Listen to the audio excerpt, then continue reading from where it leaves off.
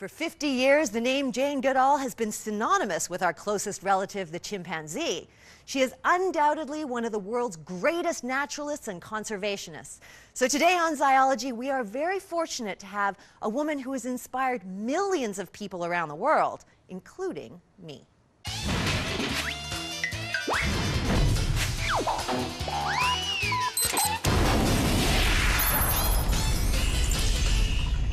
So Jane, it's such a great honor to have you join us today. And I know that this year marks the 50th year that you first went to Gombe. So I guess I was wondering, how much has Gombe changed from the day that you first arrived to now?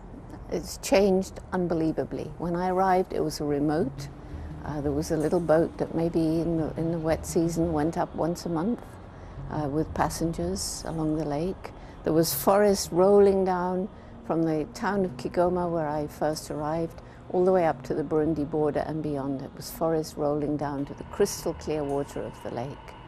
And today? Today, apart from the coastline of Gombe itself, which is only, the entire park is only 30 square miles. Outside that little oasis of forest, the hills are bare, completely bare, totally bare.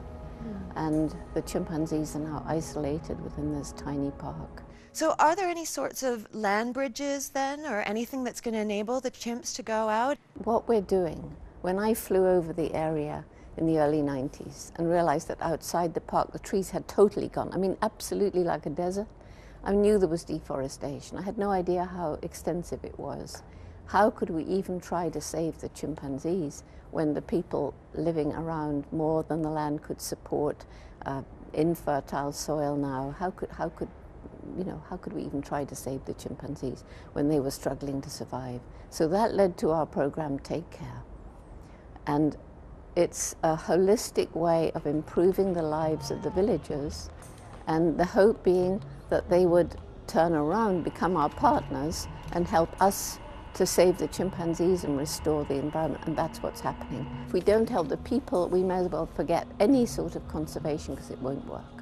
Now, I know your latest book is called Hope for Animals and Their World, and it's really about all these amazing and inspiring stories about, bringing animals back from the brink of extinction today. So how real is the threat for you right now? It's a huge threat. I mean, we are plunging our beautiful planet towards a very, very different scenario, and if we can't get together and start effecting change, each one of us, and stop paying such attention to the vested interests of the big corporations.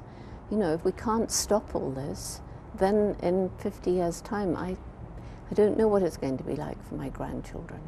Science, and you're a scientist, is considered such a clinical sort of field. We kind of keep everything away from us with a little bit of distance, but you love what you do, and you love these animals. So how do you bring together love and science? Well, I never started as a scientist. I went out to Africa with no degree of any sort. If anything, I would have called myself a naturalist.